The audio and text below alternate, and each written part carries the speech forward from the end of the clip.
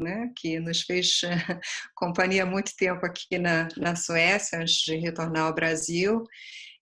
Eu acho que vai ser um bate-papo bastante interessante, estou à disposição das perguntas de vocês. E, bom, deixo a você a palavra, como você gostaria de iniciar esse bate-papo, talvez com um panorama da estratégia do Covid, né? A Suécia, é claro, tem atraído a atenção mundial, né, em função das divergências da estratégia sueca em relação às recomendações da OMS, que foram adotadas pela maioria dos países, né? Mais uma vez, os suecos traçam o seu próprio caminho e fazem o seu próprio modelo, né? Resta saber qual será o resultado desse modelo.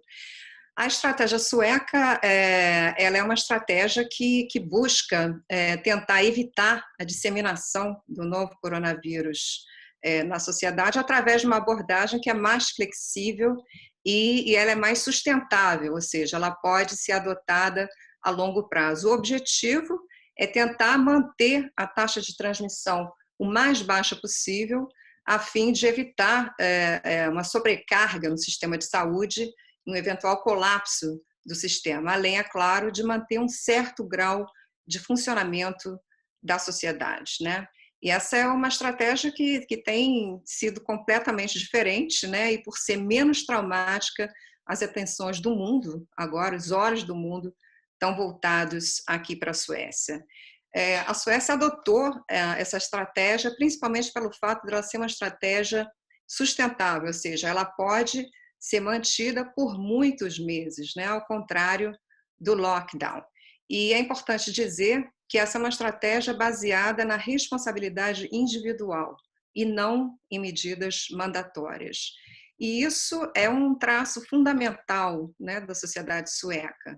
Isso é possível porque existe um alto nível de confiança da população nas autoridades. E os cidadãos, eles respeitam em alto grau, né, as recomendações das autoridades. Então, isso é um aspecto muito fundamental dessa abordagem sueca.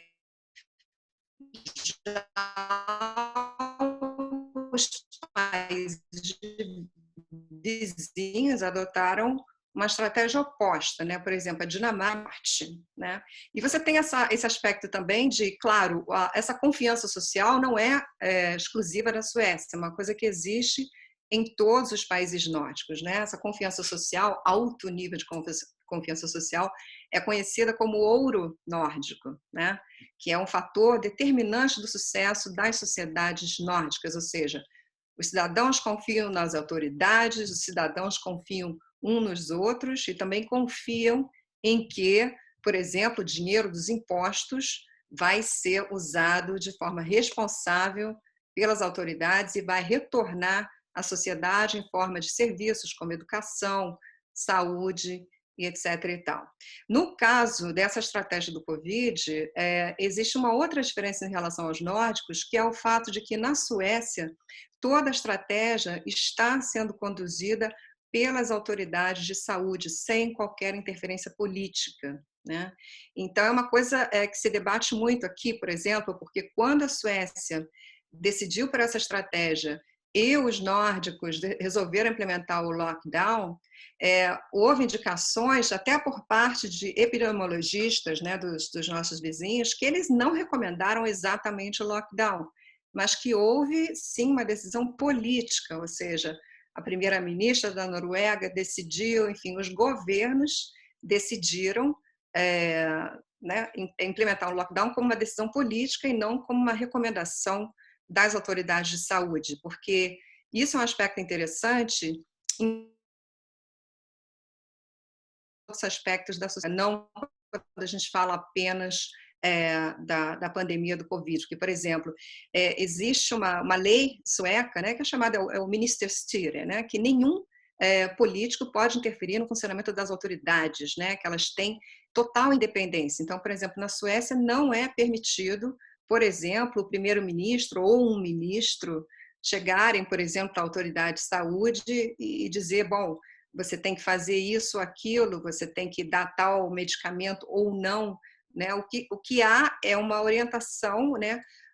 O primeiro-ministro, o governo e os ministérios, eles dão orientações, diretrizes genéricas e orçamento às autoridades que têm, então, completa independência para implementar as suas estratégias. E é isso que está acontecendo aqui na Suécia no momento, diferentemente do que acontece nos outros países nórdicos. Então, o objetivo foi esse, ou seja, uma estratégia que a principal característica dela é ser sustentável, né, e poder ser mantida a longo prazo, né? Então, aqui, por exemplo, as diretrizes das autoridades de saúde são pratique o distanciamento social, trabalhe de casa sempre que possível e não saia na rua se você apresentar qualquer sintoma. Essas são as diretrizes gerais. Ao mesmo tempo, o governo sempre deixou claro que medidas mais rígidas poderiam vir a ser tomadas caso a situação assim exigisse. E também, ao mesmo tempo, o governo se preparou para o pior, né? Por exemplo, triplicando a capacidade hospitalar, né? E a gente vê a mídia internacional, né? As imagens que se vê na Suécia dão a impressão de que né, quase um cenário pré-coronavírus, né? Bares e restaurantes abertos, pessoas nas ruas, etc. Mas é importante dizer que não é, como pode parecer, business as usual, né? Não é vida normal, né? Quer dizer, o governo tomou uma série de medidas, por exemplo, escolas secundárias e universidades foram fechadas, museus foram fechados, centros esportivos foram fechados, reuniões com mais de 50 pessoas foram proibidas também, assim como visitas a asilos de idosos, né? E um grande número de pessoas passou a trabalhar remotamente. Por exemplo, esse aqui agora é o meu escritório, né? Meu marido também trabalha de casa, enfim, todo mundo que a gente conhece está em casa, a não ser que tem pessoas, é claro, que não podem fazer isso, mas a grande maioria das pessoas está fazendo isso. Também é visível a diminuição do movimento, a circulação de pessoas nas ruas, diminuiu visivelmente, tanto nas ruas quanto nos transportes públicos, etc. e tal. E apesar de restaurantes e bares e cafés e lojas estarem abertas, o movimento também é muito reduzido. E no caso de bares e restaurantes, há regras de distanciamento social a serem respeitados. Então, 5 restaurantes aqui em Estocolmo foram fechados por terem desrespeitado essas regras. Então, eu estou dizendo isso para dizer que não é, como se pode pensar, uma coisa normal, todo mundo sai, vamos atingir a imunidade de rebanho. Não é bem assim, né? E, bom, a decisão, por outro lado, de manter as escolas primárias e creches abertas foi fundamentalmente uma decisão estratégica, né, a fim de poder manter os profissionais de saúde nos hospitais trabalhando sem comprometer a capacidade de atendimento, né, já que muitos profissionais de saúde, a grande maioria deles, são pessoas jovens, pais de família, etc. e tal, então não se quis comprometer isso ao mesmo tempo em que, segundo as autoridades de saúde suecas, não há base científica comprovada de que as crianças são vetores, grandes vetores de transmissão de vírus. Até agora não se observou isso aqui, né? Há 3 meses as escolas estão abertas e não se manifestou alguma coisa nesse sentido, de crianças serem grandes vetores. Agora, mas, por outro lado, quer dizer, o que acontece? Não aconteceu até agora o colapso que muitos temiam, não é verdade? Quer dizer, os hospitais todo esse tempo eles trabalharam e trabalham com uma capacidade de pelo menos 20% dos leitos desocupados em várias regiões do norte da Suécia. Essa taxa é ainda maior, né? Porque a taxa de contaminação em outras regiões da Suécia é muito menor, o epicentro da crise é aqui em Estocolmo, então você tem hospitais, por exemplo, no norte da Suécia, com até 67% da capacidade dos leitos desocupada. Agora, o preço, né, tem sido alto, né? Principalmente o número de mortes. Se a gente olha, por exemplo, esse preço tem sido dolorosamente alto em termos do número de mortos entre pessoas acima de 70 anos, o que representa 90% do total de mortes, né? E as próprias autoridades de saúde reconhecem que o grande erro, a grande falha da estratégia até o momento foi evitar a contaminação nos asilos de idosos. Então, isso tem sido especialmente doloroso e as mortes apenas nos asilos respondem por 50% do número total de mortes. Hoje, pelas estatísticas oficiais, a gente tem um total até agora de 3.871 mortes aqui na Suécia como total. E esse, Jonas, é um número significativamente mais alto em relação aos nossos vizinhos nórdicos que adotaram o lockdown, né? Para você ter uma ideia, esse número ele é 8 vezes maior do que o número de mortes na Noruega, 6 vezes maior do que o número de mortes na Finlândia, quase 4 vezes maior do que o número de vítimas na Dinamarca e 13 vezes maior do que o número na Islândia, né, que teve até agora 10 mortes. Né?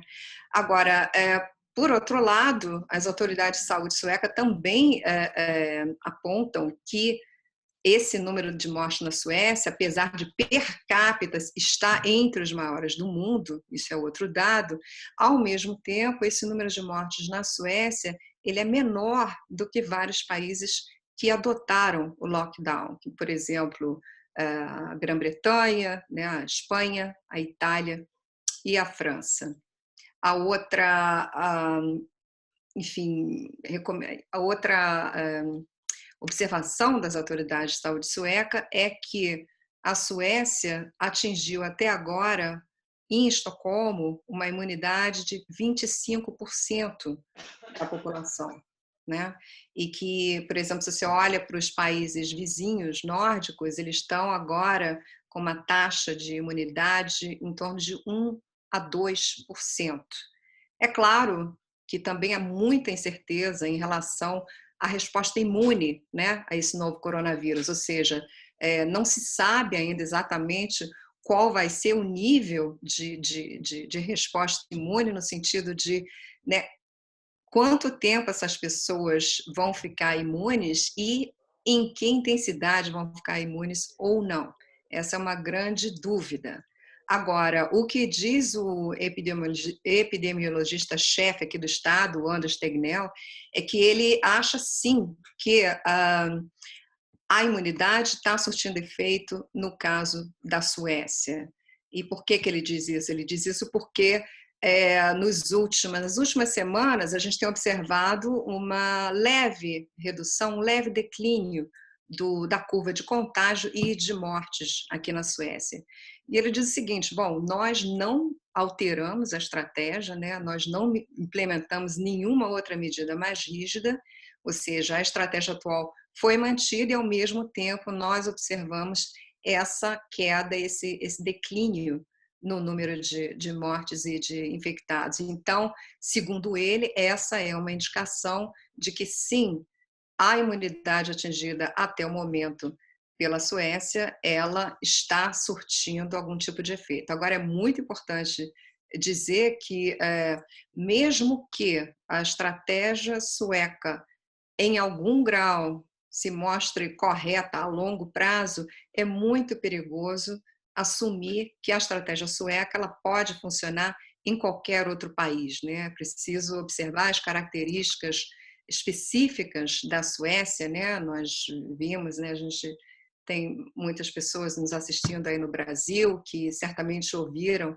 também a declaração do presidente Jair Bolsonaro em relação a estratégia sueca como um exemplo, e é preciso ser muito cuidadoso em relação a isso, porque, por exemplo, há contrastes muito grandes entre a Suécia e o Brasil, e entre a Suécia e muitos outros países do mundo, a começar pela densidade populacional. Na verdade, a densidade populacional na Suécia é extremamente baixa, né? E você começa também com uma população total aqui na Suécia de 10 milhões de habitantes, né? Se a gente pega só o estado de São Paulo, Jonas, né, onde você está agora, a gente tem 45 milhões de habitantes, né?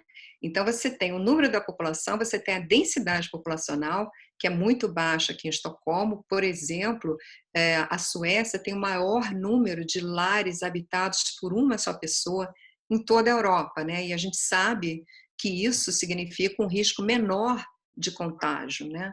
A outra diferença que a gente tem em relação ao Brasil é que no Brasil tem muita coabitação geracional. Não é verdade? A gente tem vários lares onde, enfim, crianças e idosos convivem no mesmo espaço, que é um outro elemento de preocupação. Sem falar que no Brasil você tem as comunidades carentes, onde além de falta de espaço, falta saneamento, falta água, enfim, é muito perigoso assumir que a estratégia sueca possa funcionar, se é que vai funcionar, né? No final, vamos ver, né? O número de mortes ainda é muito alto, mas é muito perigoso assumir que isso possa acontecer em qualquer outro lugar, ou dar certo. Então, esse seria um resumo principal do que se notou, que se nota até agora aqui na Suécia. A expectativa é que talvez em junho se atinja uma imunidade de 60%, isso ainda é incerto, né? Mas as autoridades de saúde suecas continuam apostando nessa estratégia e não viram até o momento nenhuma razão para adotar uma atitude mais drástica. E também, elas indicam também que, por exemplo, a medida que tanto os países nórdicos quanto os demais países que adotaram lockdown, à medida que gradativamente eles começam a relaxar, a sair do lockdown, que é preciso observar que provavelmente o número de mortes desses países também vai aumentar. No caso dos nórdicos, pode se igualar ao da Suécia, enfim. São muito mais perguntas do que resposta nesse ponto, Jonas. Cláudia, se eu Sim. puder começar uma perguntinha aqui, uma curiosidade. Ou seja, o Brasil todo mundo conhece, todo mundo viveu 2018, que o resultado das eleições foram super divididas, né? O país, infelizmente, tem uma divisão lascada em termos de política e tudo acaba em política. Então, a discussão aqui, uma coisa é Covid e uma coisa enorme é política.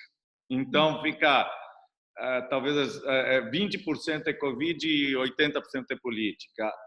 Na Suécia, tem tido... Como é que é essa reação? Porque é polêmico. O sistema que o Anders Tegnell criou, vamos falar assim, que ele pode entrar para o... Ele pode ganhar um prêmio Nobel, talvez, pelo certo, né? O Anders Tegnell esteve com a gente aqui na Câmara e com o consulado, tal, e o cônsul está aqui com a gente, mas o povo, assim, eles é a favor do que tem sido feito na Suécia, é contra? Como tem se comportado?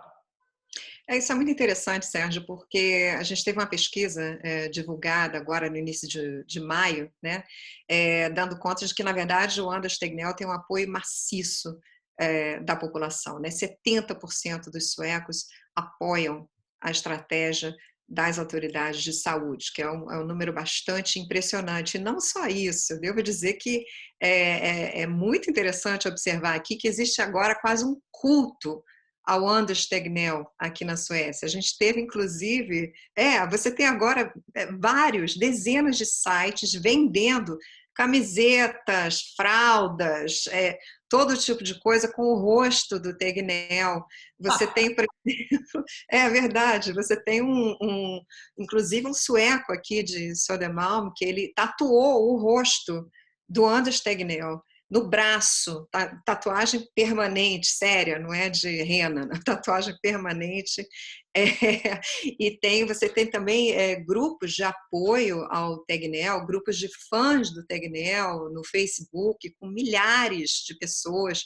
Você tem até uma certa, além de um certo culto ao Tegnell, você tem até uma coisa muito engraçada que é você ver um nerd, né, como o Tegnell, virando, de certa maneira, até um símbolo sexual em alguns desses grupos, as mulheres dizendo, olha, acordei pensando no Tegnell e etc. Então, até um nerd pode se tornar um símbolo sexual, não é verdade? Agora, isso não quer dizer que não houve fricções. Do lado político, não, né? Geralmente você tem uma crise né, e nas democracias mais, enfim, consolidadas, as partes políticas se unem para enfrentar um inimigo comum, é o que está acontecendo aqui.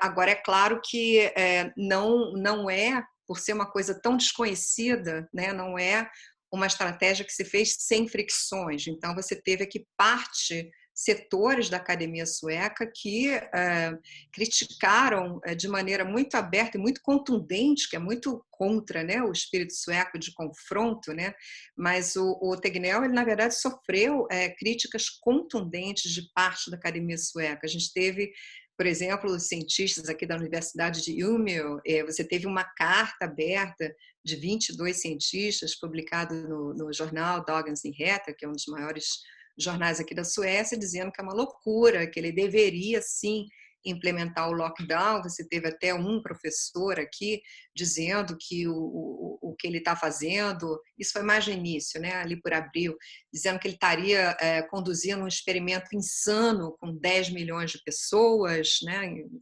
fazendo uma relação ao tamanho da população sueca, e um deles dizendo, inclusive, que o Tegnell estaria jogando a roleta russa, né, com relação a essa pandemia. Então, sim, houve também muitas críticas, mas não foi a maioria, não é o que se vê. Você teve reações pontuais, críticas contundentes, mas que não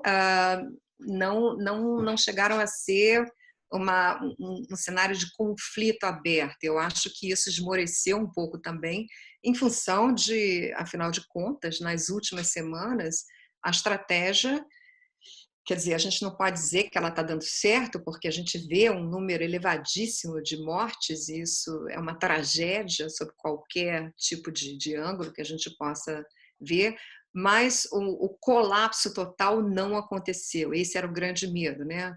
Como a gente viu na Grã-Bretanha, por exemplo, a Grã-Bretanha, que tinha começado com uma estratégia semelhante, mas daí veio o estudo do Imperial College, né? E depois do estudo do Imperial College, que dava assim um cenário bastante catastrófico do que poderia vir a acontecer em termos de número de mortes, houve uma decisão então da Grã-Bretanha de implementar o lockdown.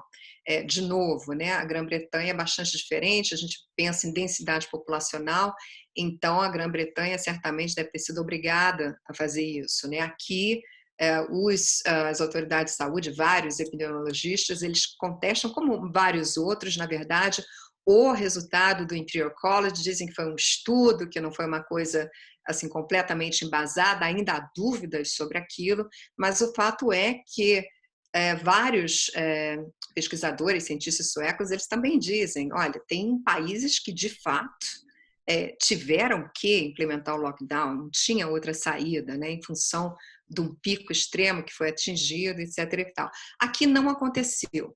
Não se sabe por quê. Talvez pela baixa densidade populacional, enfim, talvez por essa estratégia, né, que se pode argumentar aí, que é uma estratégia que tem funcionado, mas que, na verdade, está acarretando até o momento um número muito mais elevado de mortes em relação aos de vizinhos, né?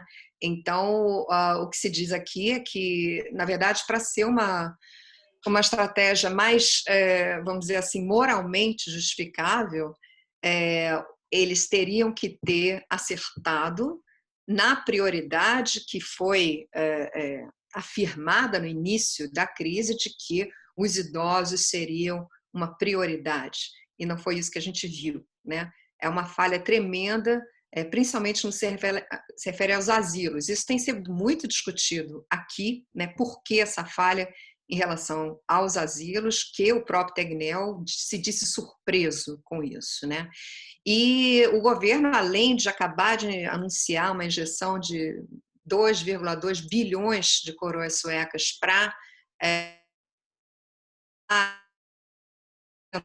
de pessoas e atividades nos asilos, enfim, nas pessoas profissionais que cuidam dos idosos, uma das razões que pode explicar esse alto número de mortes nos asilos suecos é que houve uma privatização muito grande dos asilos e um vasto número de trabalhadores dessas casas de repouso, eles são trabalhadores temporários, ou seja, a grande maioria deles trabalha por hora e sem o treinamento necessário, sem o conhecimento que é exigido, especialmente nessa época crítica da pandemia, em que você tem que ter noções, né, em relação à higiene, em relação ao trato com os idosos, muito bem estabelecidas e conhecidas. Então, por isso essa injeção agora de mais de 2 bilhões de coroas suecas, justamente para treinar, capacitar pessoas que trabalham, né, profissionais, enfim, curadoras e profissionais que trabalham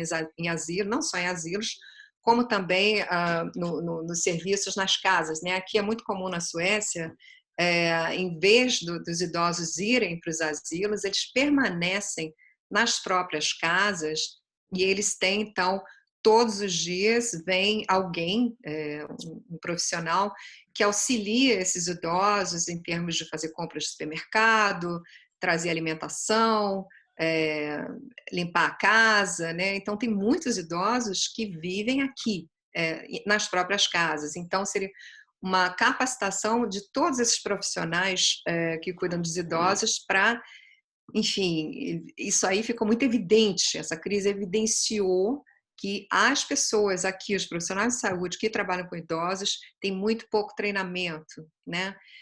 Muitos deles são também imigrantes, né, que chegaram aqui, que também têm dificuldades com a língua. Então, um treinamento assim muito mais abrangente, que é para poder assegurar um tratamento mais condizente com a fragilidade que as pessoas mais idosas necessitam nesse momento. É como você falou, né, Cláudia? Anders Tegnell próprio está assumindo esse erro grande que foi feito. Né? Sim. Muito interessante. Sobre a mídia internacional, você comentou a imagem do Brasil, né? Nós podemos confirmar do nosso lado aqui que é bem comum que a mídia brasileira mostra a mensagem que a Suécia tem feito nada. Tudo normal, business as usual. Realmente é um grande engano, né? Isso não é o caso. Não, total. E prova disso é que você tem, né, quer dizer, vários restaurantes, bares fechando as portas, né? Porque o movimento é muito reduzido. Sim. É bastante reduzido e tem vários. Eu moro aqui no coração, no centro de Estocolmo, e é claro que aqui a gente tem um número maior, né, de restaurantes abertos. Agora aqui mesmo, do lado da minha casa, aqui na Birgelsgatan, você tem cafés fechados, né, pessoas que não estão conseguindo sobreviver justamente pela queda no movimento, né? Outro sinal disso é que, é claro, né, a economia da Suécia também está sendo fortemente afetada, né? Tanto é que o governo já apresentou um pacote emergencial aí até o momento, está na casa de 190 bilhões de dólares, mais ou menos 111 bilhões de reais, para auxiliar as empresas e manutenção de empregos também, né? O governo também, desde a primeira hora, o governo sueco anunciou, por exemplo, subsídios de até 90% no salário dos trabalhadores afastados, né? Além do que, né, Jonas, como a gente sabe muito bem, aqui a Suécia é um país que tem um robusto sistema de proteção social. Então, não apenas você tem essas medidas que estão sendo tomadas pelo governo agora, mas você tem também um vasto sistema de apoio, por exemplo, em termos de salário de desemprego, em termos de auxílio, você não pode pagar o seu aluguel, você tem auxílios sociais, né, que pagam o seu aluguel, você tem uma rede de proteção, né, como é conhecido o sistema de bem-estar da Suécia, né, do berço ao túmulo, né? Uhum. É um sistema que já foi muito mais generoso, mas que continua sendo comparativamente extremamente generoso em termos de proteger a vida, né, a segurança, a sobrevivência das pessoas. Mas a economia está sendo fortemente abalada também aqui na Suécia, né? A previsão da União Europeia é de uma queda no PIB sueco de 6,1%, que é mais ou menos em linha lá com países como a Finlândia, como a Dinamarca, como a Alemanha, né? E se bem que melhor do que outros países, né, que enfrentaram o lockdown, como a Grã-Bretanha, Itália, França, etc. Agora, as projeções do próprio Banco Central sueco são muito mais sombrias, né? E colocam lá essa contração do PIB em torno de entre 7% a esse ano de queda no PIB contra a média europeia, né? A média projetada de queda do PIB na União Europeia é de 7,4%, da Suécia, segundo as projeções do Banco Central, podem ficar entre 7% e 10%. Então, a economia, claro, da Suécia está sendo extremamente afetada, porque não tem país que possa estar imune a essa crise, principalmente a Suécia, né, que, como a gente sabe, é uma economia aberta, né, fortemente dependente do comércio com os outros países, né. A gente tem aí a soma das importações e exportações suecas, que correspondem, me corrija se eu estiver enganada, a última vez que eu vi era 89% do PIB, né?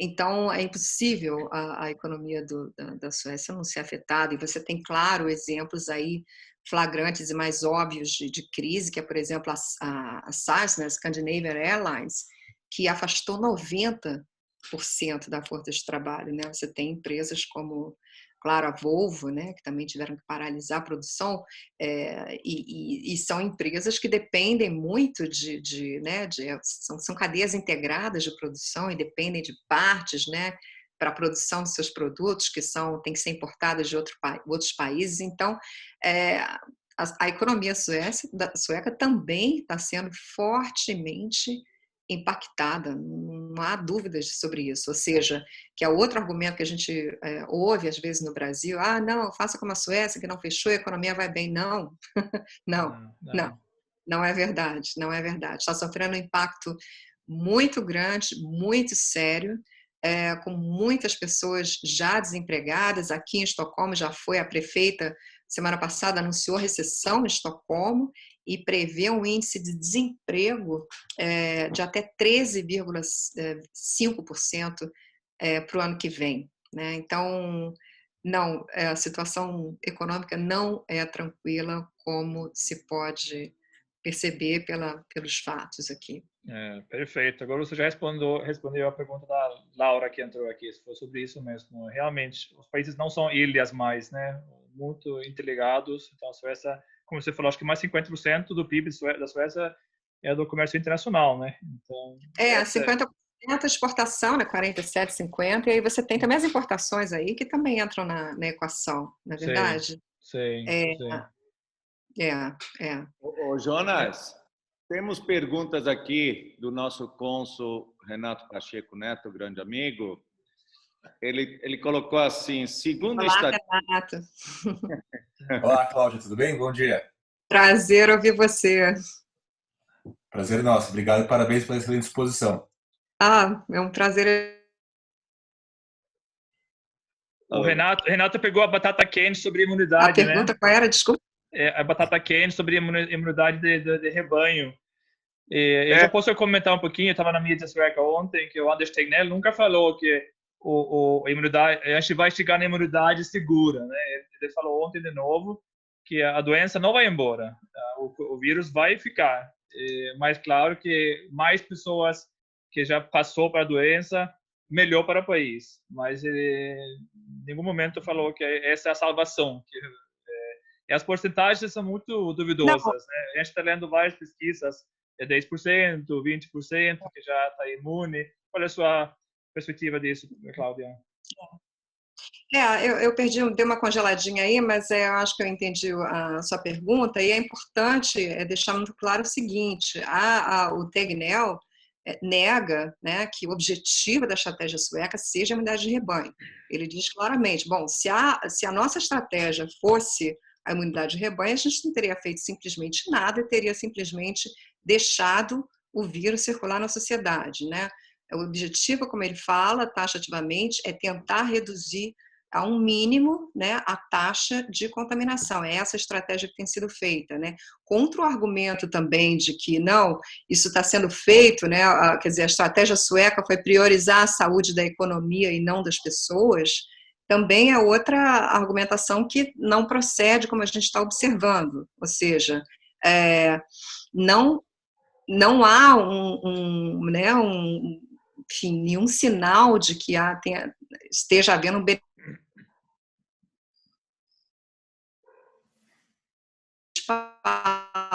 em termos dessa estratégia sueca, que o objetivo é adotada por um longo tempo, né? Quer dizer, não foi uma estratégia que foi adotada para atingir a humanidade o mais rápido possível ou para salvar a economia. Não, foi uma estratégia que racionalmente eles falaram o seguinte: bom, o que a gente pode fazer que a gente pode manter por muito tempo, porque essa doença vai ser preciso aprender a conviver com essa doença, né? Não é uma coisa que a gente vai resolver a curto, a médio e nem a longo prazo. Quer dizer, ninguém sabe exatamente, né, quando é que uma vacina vai estar disponível. Quando a vacina estiver disponível, a gente já precisa lembrar que ela vai ter que ser fabricada em massa, né? Vão ter que ser bilhões, né?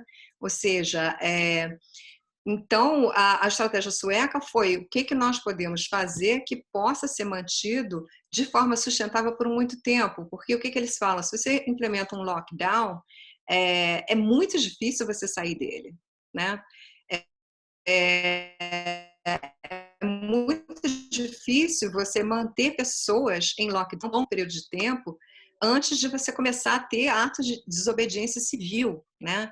Então, no entendimento do Tegnell e da equipe do Tegnell, é o seguinte: se você fala, bom, você agora vai ficar trancado em lockdown por um tempo indeterminado, que isso não funciona, além de ser psicologicamente, emocionalmente muito prejudicial, né? É uma coisa que não funciona a longo prazo. Então ele fala, bom, é melhor a gente falar, fazer medidas não impositivas, mas chamando cada cidadão, como diz a própria lei sueca, não é, Jonas, que cada cidadão sueco é responsável, né? Tem a sua parcela de responsabilidade em relação a não transmitir, está na lei sueca. Então, foi uma maneira que eles encontraram de, bom, vamos fazer isso for the long run, né? Por um tempo indeterminado, de tal maneira de que isso possa ser mantido, né? Então, tem outra peculiaridade sueca, né? Que, assim, que é muito interessante, porque é tudo tão novo para nós, né? Mas aqui na Suécia, por exemplo, praticamente ninguém usa máscara, né? Até porque não é recomendado pelas autoridades de saúde. Por que não? Você pergunta isso ao Tegnell, que eu espero ter o prazer de encontrar na semana que vem, e ele fala o seguinte, ele fala, olha, por que a gente não recomenda? Primeiro, não há estudos conclusivos dizendo que isso é uma medida de proteção absolutamente necessária. Ele acha que a máscara, ela dá, na verdade, uma falsa sensação de segurança, e que você também pode acabar levando muito mais as mãos, os dedos, né? Na medida que você ajeita a máscara, você acaba levando mais as mãos ao nariz e à boca, e principalmente, como ele fala, é o seguinte, bom, se eu falo, todo mundo tem que usar máscara, ele acha que as pessoas podem, então, se descuidar de outras medidas para eles são muito mais essenciais, né? Então, ele diz, por exemplo, se eu falo que a máscara é fundamental e todo mundo tem que usar máscara porque protege de fato, isso pode dar margem a pessoas que estão com alguns sintomas colocarem a máscara e acharem que podem sair porque estão de máscaras, todo mundo está seguro, eu não estou sendo infectado e não estou transmitindo o vírus para ninguém também. E essa é, de novo, uma abordagem muito sueca, né? Porque eu acho que não tem nenhum outro lugar do mundo que esteja pensando assim, mas é a maneira como está sendo feito aqui e, de fato,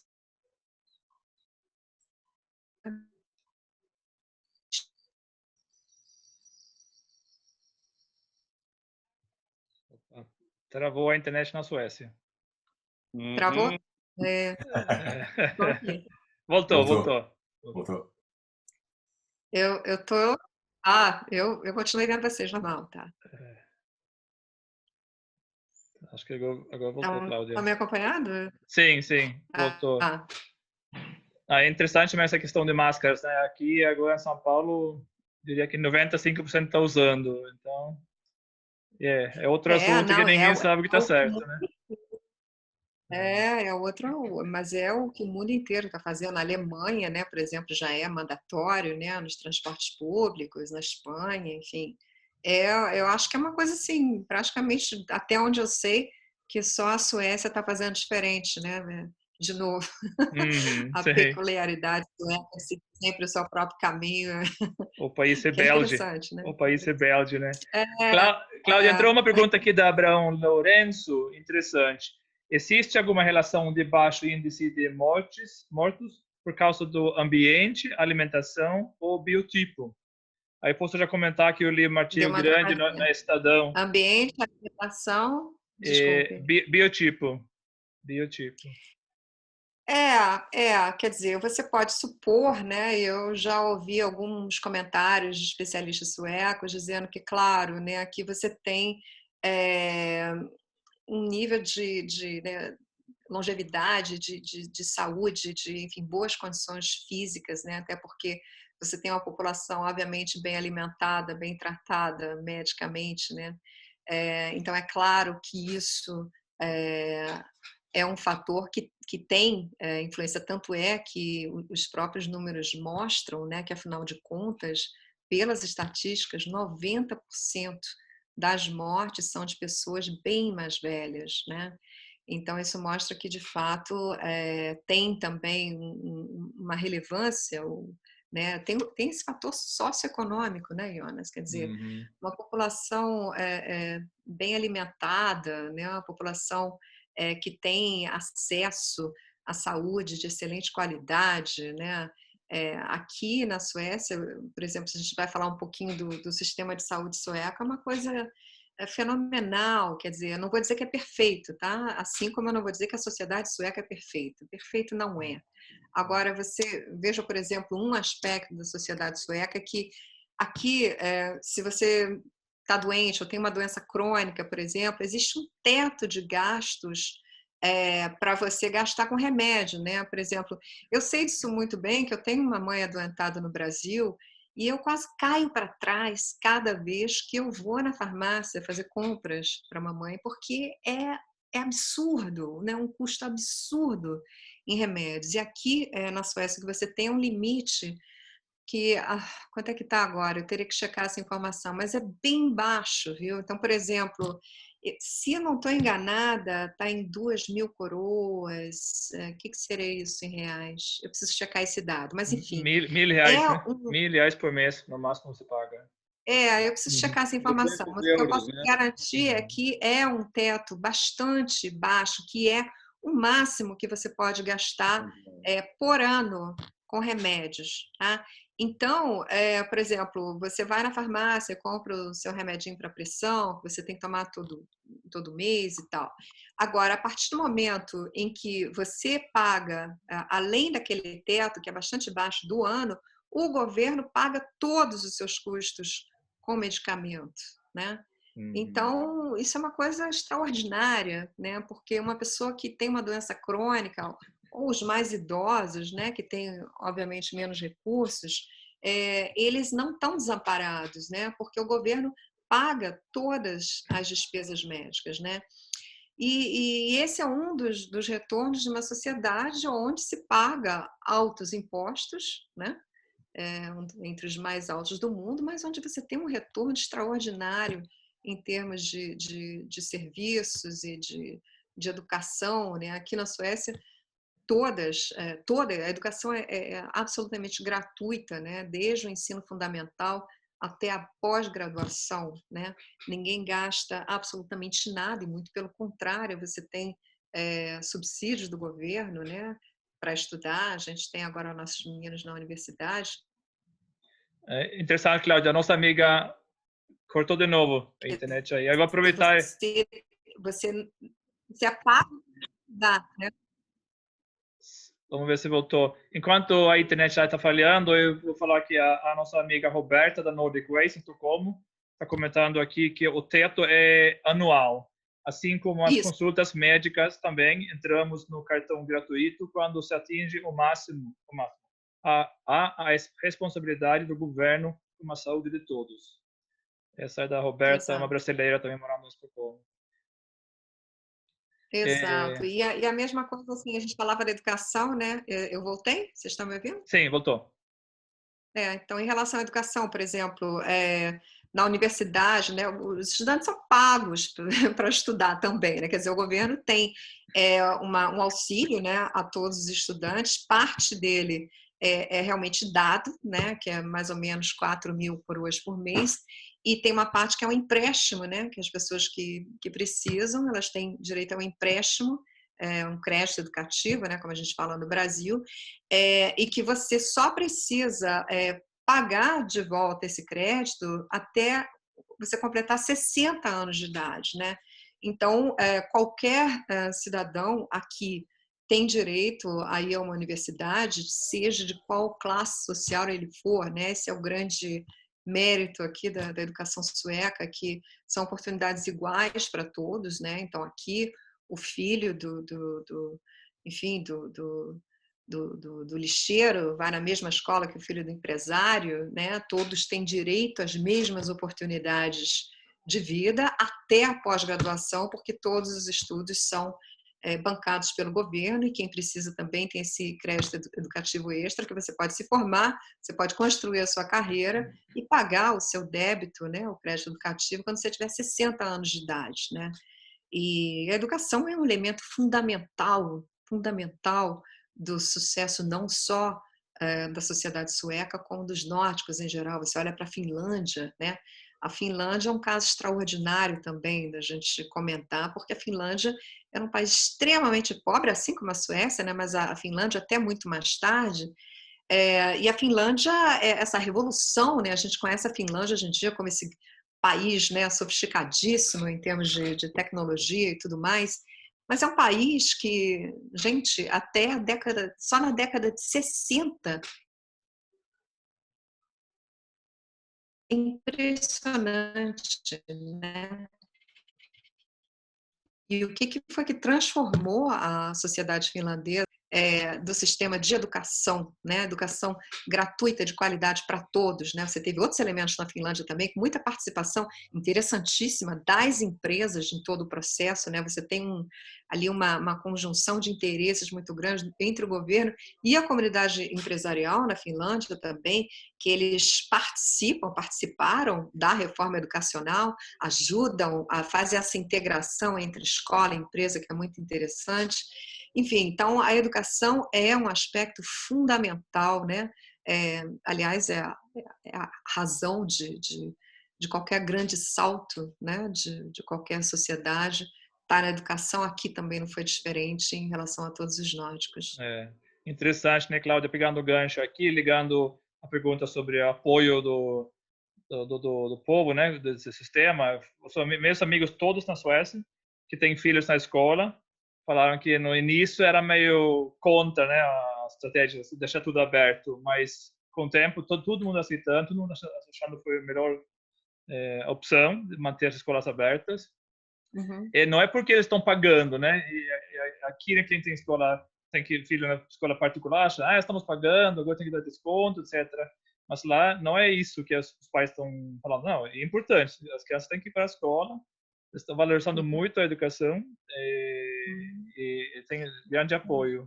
E aproveitando também falar aqui sobre o Ciro, que comentou que, de novo, hoje o Estadão está escrevendo sobre a Suécia, na página 9 no Estadão, para quem quer saber mais. Mostrando de novo, né, como que a Suécia está na mídia. Todo dia está aqui na mídia nacional. Então, nunca teve esse momento. Também. É importante dizer também, você estava mencionando, né, o caso do seu amigo na escola. É claro que você teve algumas pessoas, quer dizer,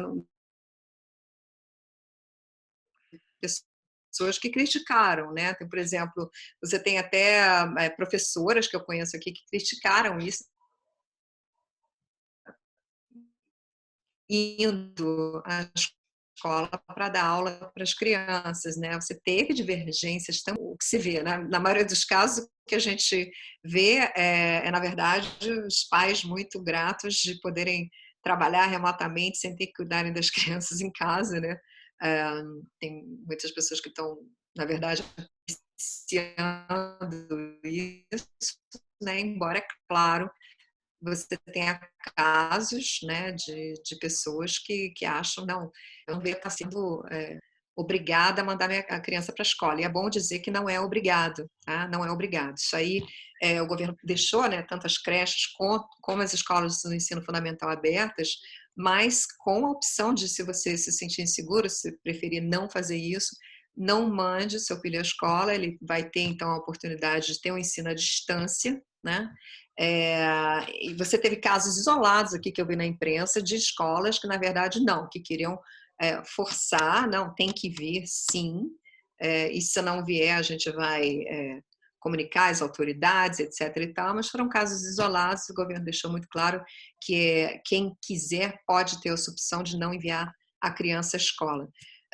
E outra, enfim, como eu disse anteriormente, segundo as autoridades de saúde, não foi detectado pela experiência sueca nesses 3 meses nenhuma evidência de que crianças sejam grandes vetores de transmissão de vírus. Isso não é um estudo conclusivo, isso são indicações, são as primeiras observações, né? A gente não sabe, né? A gente tem visto notícias na imprensa aí de países que a gente abriu as escolas, a gente vai fechar porque teve tantos casos aqui e ali. Então, em outros países isso está sendo diferente, né? As pessoas estão tateando ainda nessa área, vendo que efeitos que a reabertura das escolas vai representar, mas aqui não foi detectado nenhuma evidência nesse sentido. O que o Tegnell diz é que aqui os casos que eles tiveram a oportunidade de observar foram de professores contaminando, que foram trabalhar infectados e que contaminaram outros professores, e não que as escolas maciçamente abertas aqui se transformaram em grandes vetores de propagação do vírus, que não foi o que a gente assistiu até o momento. É interessante.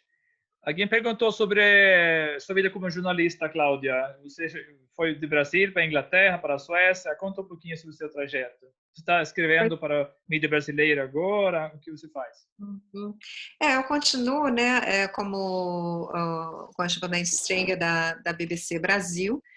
Trabalho principalmente, na verdade, como consultora aqui, mas sim, tenho participação muito presente na mídia sempre que eu posso. Ontem mesmo estava num debate com a CNN, né, sobre isso, um debate entre especialistas, que eu estava lá falando sobre a experiência sueca, e a história foi essa. A história, eu comecei a carreira no Rio de Janeiro, né, no jornal Globo, e trabalhei lá há alguns anos, e resolvi fazer um mestrado no exterior. Nunca foi minha intenção, nunca sair do Brasil. Amo o Rio de Janeiro, e inclusive quando eu fiz a bolsa do British Council, né, o Conselho Britânico, e eu podia escolher, né, que tipo de curso que eu gostaria de fazer, e como eu trabalhei muito nessa parte toda aquela queda do regime, da União Soviética e tal, eu fui fazer uma especialização nesse tema, né, que era o tema que eu trabalhava mais no Jornal Globo,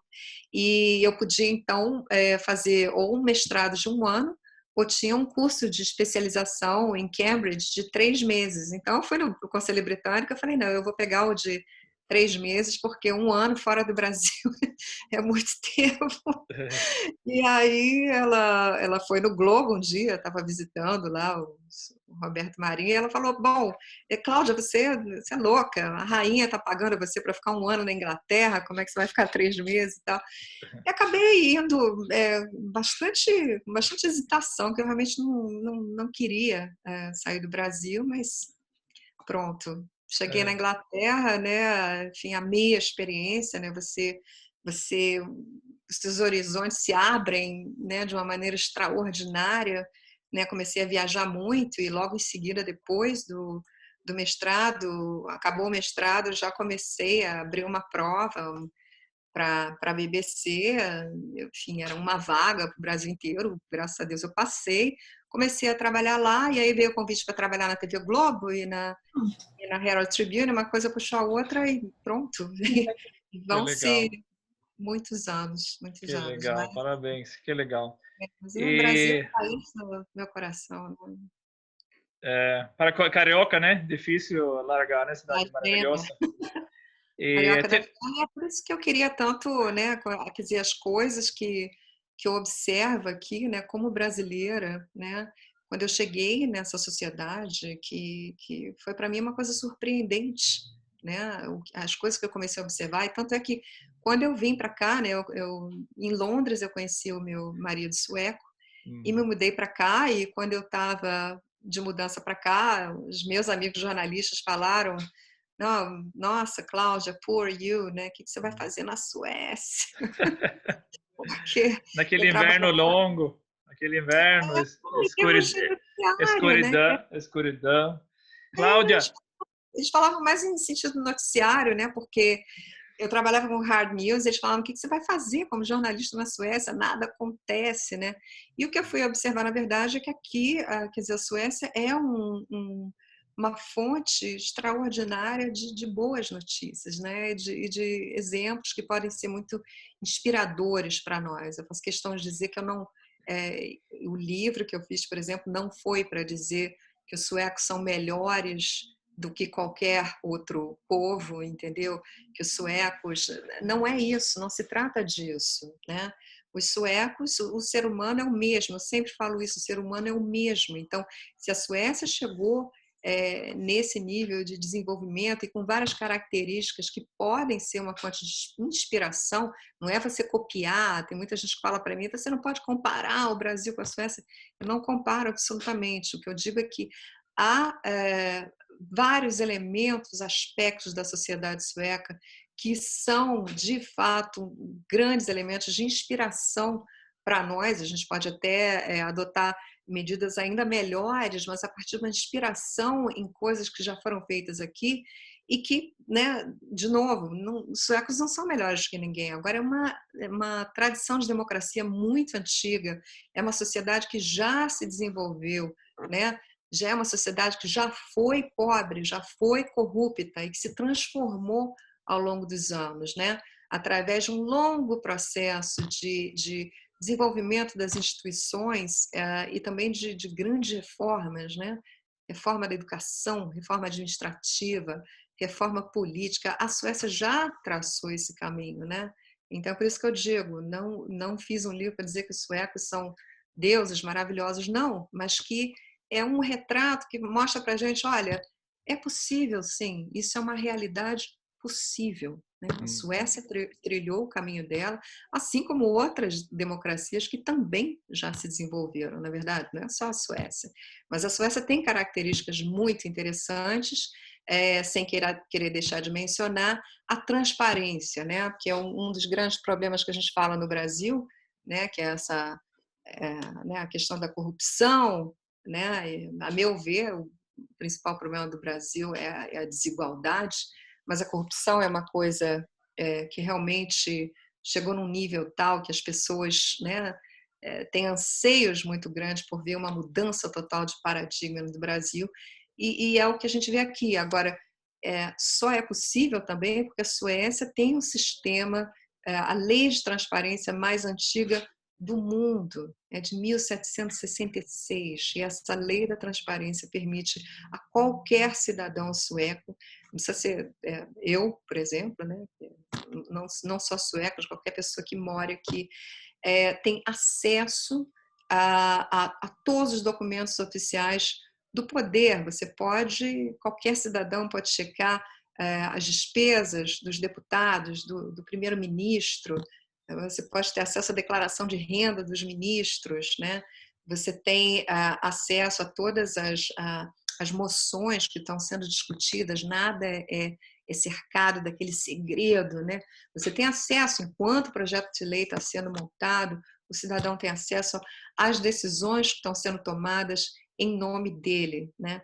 E principalmente, graças à lei da transparência, você tem também uma imprensa muito ativa, né? E uma imprensa que checa absolutamente tudo o tempo todo, né? Então, além dos vários casos que eu cito no livro, que para a gente são quase escândalos singelos, né, de corrupção em relação ao que a gente está acostumado a ver no Brasil, e continuam acontecendo. Por exemplo, recentemente aconteceu uma coisa absolutamente hilária, que por exemplo, eu vou te dar um exemplo aqui, como eu falo no livro, né?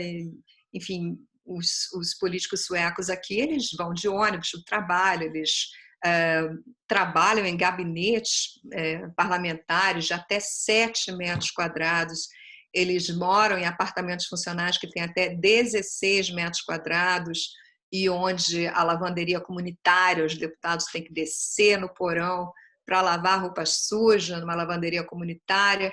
A única coisa que eles recebem aqui, benefício, claro, não tem nada de cotão, né, como a gente chama do Brasil, isso não existe, né? Eles não têm absolutamente nenhuma verba extra, não tem direito a verba para montar escritório nas bases eleitorais. A única coisa que eles recebem aqui é um cartão para usar os transportes públicos, né? E o interessante é o seguinte, esse caso mais recente que eu ia contar, que foi hilariante, é que a imprensa revelou, e foi um escândalo enorme aqui na Suécia, que um deputado de um partido sueco, ele tinha usado os pontos acumulados no cartão dele para usar os transportes públicos para comprar um saco de amendoim, uma garrafa d'água e 8 bilhetes de trem para viagens de caráter privado. Isso foi um escândalo aqui. Por quê? Você não pode usar os pontos acumulados, porque os pontos acumulados no cartão têm que ser usados em prol de, por exemplo, um outro funcionário que precise fazer uma viagem, entendeu? Um outro funcionário do parlamento ou do gabinete que precise, né? Ou seja, você tem que otimizar todos os gastos, né? Então você não pode absolutamente usar nem os pontos acumulados do seu cartão. Olha só. Então, Isso, o importante não é o valor, é o princípio, né? exatamente. São os gestos simbólicos também, né? Que dizem muito, né? Dizem muito. Isso não quer dizer, de novo, não quer dizer que a sociedade sueca é absolutamente perfeita, não quer dizer em absoluto que não exista corrupção, existe corrupção. A nível nacional, a nível de parlamento, não existe, né? Não se ouve falar absolutamente nada. A nível de municipalidades, sim, você tem casos que, de novo, não atingem a dimensão dos nossos casos, mas que ocorrem. Também a nível de empresa, a gente está falando de política, a nível de empresas, você tem denúncias, né, de empresas suecas que, enfim, até em virtude de contratos no exterior, né, que deram kickback para agentes para poderem operar em outros países, enfim, a gente não tem coisa conclusiva em relação a isso, mas existem denúncias, enfim, não é uma sociedade perfeita, mas eu acho que é uma sociedade que tem muito a nos ensinar em termos de que rumos que nós precisamos tomar para transformar o nosso país num país bem melhor. Sim, não, perfeito. Recebemos aqui uma última pergunta, Cláudia. Sei que você tem mais 2, 3 minutos só. Já continuando a sua própria fala sobre os desafios pela frente, né? Você falou que a Suécia também tem os desafios, os problemas, né? Como todos os países. Aqui também eu escuto toda semana: você é sueco, manda no Brasil. Aqui nada funciona. A Suécia todo funciona. Opa, cortou. Agora é a sua banda larga. Pelo jeito. Cláudia, não, é claro. A pergunta é sobre a imigração na Suécia. Qual é a sua visão desse assunto? Está bastante polêmico, né? A Suécia continua recebendo imigrantes do mundo inteiro. Como que a Suécia vai tratar esse assunto? A Suécia historicamente é um país que sempre foi extremamente generoso na sua política de recepção de imigrantes ao longo de todos esses anos, né? Todas as principais guerras que a gente assistiu nos últimos anos, né? Guerra do Iraque, a Guerra do Golfo, guerra na antiga Iugoslávia, né? Você tem uma recepção enorme e isso atingiu um pico, né? Agora a partir da crise de 2015, né?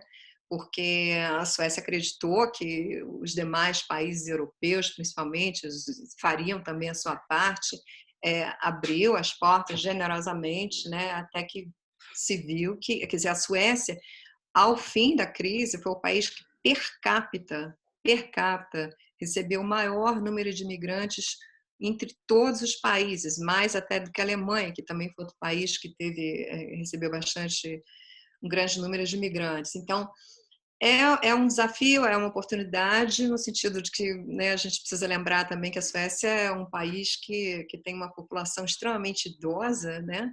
Que esse equilíbrio vai ficando cada vez mais delicado, ou seja, você tem um número de pessoas ativamente, né, trabalhando para sustentar um sistema de previdência e as pessoas que vão ficando cada vez mais velhas. Então, ao mesmo tempo que você né, é bem-vinda nesse sentido, a Suécia precisa de mais pessoas, mas foi muita coisa ao mesmo tempo, né, o sistema quase entrou em colapso, você não tinha mais onde colocar as pessoas, né, os governos municipais e nacional começou a colocar as pessoas em hotéis, né?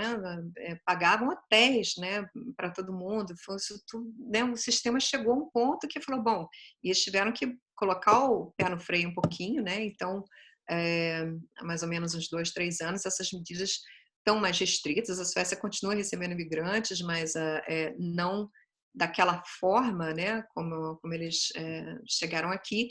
E o grande desafio da Suécia é justamente a integração, né, porque dos imigrantes, porque toda a generosidade sueca em receber tantos imigrantes ao longo, né, de décadas a fio, mostrou uma falha desse sistema que foi exatamente a integração desses imigrantes, né? Então você tem bairros inteiros aqui com populações de imigrantes e, enfim, vivem bem, eles têm subsídios do Estado, do governo, etc. e tal, mas não houve essa política de integração, né? Então você acabou criando, né, uma certa distância, né? A Suécia que é tão conhecida pelo seu igualitarismo, né? Na verdade, a gente vai vendo a distância, né, entre os mais ricos e pobres aumentando, né?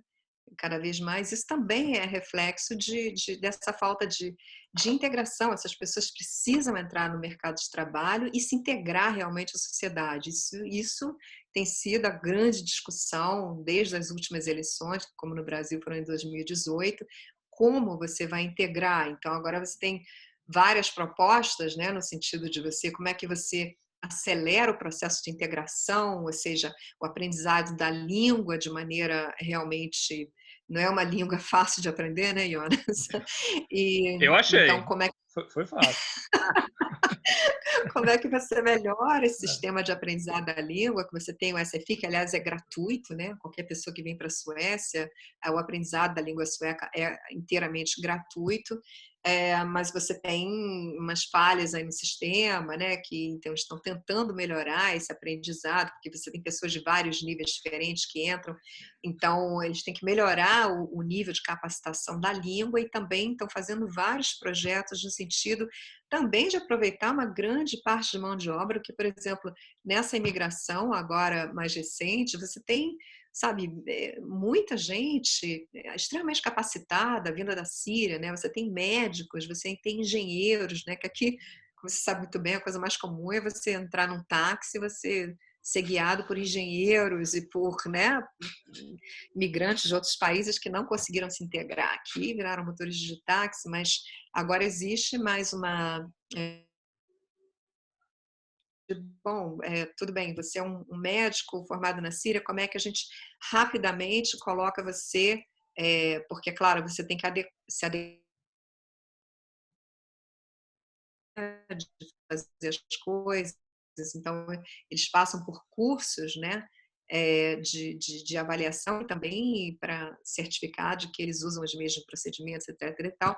Isso está sendo melhorado, então eles estão tentando fazer são várias estratégias que vão facilitar as pessoas que chegam já com enfim, uma capacitação profissional de peso, inclusive, para reforçar, para ser um reforço bem-vindo à força de trabalho aqui sueca. E você tem, por outro lado, um outro desafio, que é um pouco maior, que é no sentido de você realmente educar uma grande parte das pessoas que chegam aqui sem nenhum tipo de educação, né? Tem pessoas, inclusive, que chegam aqui que não são capazes sequer de ler na própria língua, né? Então você vai ter um trabalho bem mais demorado e de novo, né, Jonas, a gente está falando disso no momento de crise, quer dizer, no momento em que o panorama a longo prazo não é muito otimista, né? Não é muito um momento de crise em que você tem uma projeção de desemprego, né, na casa dos 10% ou 13,5%, a gente ainda não sabe ao certo, mas vai ser bem mais difícil, eu acho, a assimilação dos imigrantes que eu acho que é tão necessário aqui. Uhum. Cláudia, eu acho que o seu tempo já está, né, Jonas? Já deu, mas eu queria, em nome da Câmara Sueca, e o meu pedaço de agradecer.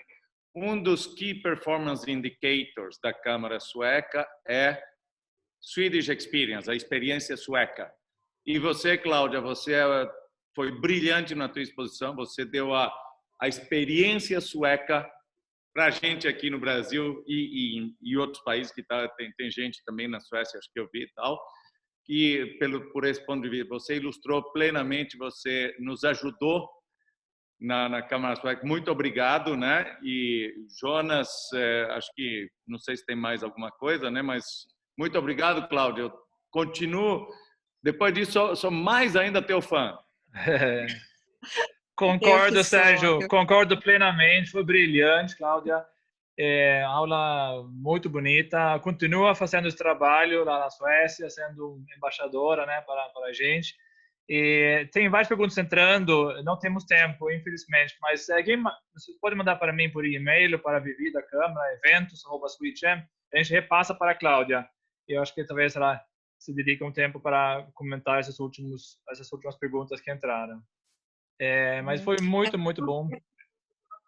Poder, enfim, essa situação, assim que permitir, a gente poder ter um encontro presencial, que seria muito interessante, né? Sim, a gente tentou, né, há 2 anos, mas aí viagens, outra história. Agora foi um bom evento aqui, com 70 pessoas participantes, mais do que caberia aqui dentro, então foi bom. Então foi bom, então foi bom. Olha, eu que agradeço, um prazer enorme poder estar em contato com vocês e vê-los assim mesmo remotamente. Um grande prazer rever você, Jonas, Sérgio, querido, você faz muita falta aqui. Renato, um grande prazer te ver também, e todos que eu não conheço, mas que espero ter o prazer de conhecer um dia. Fiquem em casa, por favor. Verdade. Eu queria só aproveitar, se permitir, Jonas, dizer que, como você disse, eu trabalho aqui como consultora também, então estou à disposição para qualquer tipo de colaboração que a Câmara ou qualquer de vocês venha a precisar por aqui. À disposição. Então, um prazer muito grande estar com vocês. Uma salva de palmas, Cláudia. Parabéns. Parabéns. Oh, querido. Bom feriado, bom feriado. Fiquem em casa. Bom feriado. Fiquem em casa, por favor. Eu vou em casa, na praia. Abração. Valeu, gente. Tchau. Obrigado, Cláudia. Trivia Heli. Tchau, meus amigos da Ericsson. Agradeço. Um grande abraço. Obrigado.